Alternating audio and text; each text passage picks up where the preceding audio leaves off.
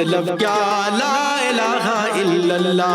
पाकिस्तान का मतलब क्या, ला इलाहा इल्लल्लाह, ला इलाहा इल्लल्लाह, ला इलाहा इल्लल्लाह। आजादी से कबल ये नारा नगरी नगरी गूंजा था, बस्ती बस्ती करिया करिया इस नारे का चर्चा था। इस धरती पर चश्मे फलक ने कल ये मंजर देखा था। एक ही सबका मकसद था और एक ही सबका नारा था, ला इलाहा इल्लल्लाह, ला इलाहा इल्लल्लाह।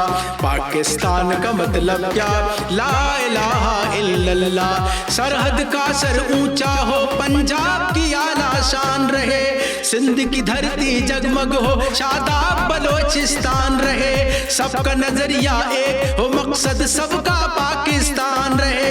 आजादी का जश्न मनाओ लेकिन इतना ध्यान रहे, ला इलाहा इल्लल्लाह, ला इलाहा इल्लल्लाह। पाकिस्तान का मतलब क्या, ला इलाहा इल्लल्लाह, ला इलाहा इल्लल्लाह, ला इलाहा इल्लल्लाह, ला इलाहा इल्लल्लाह।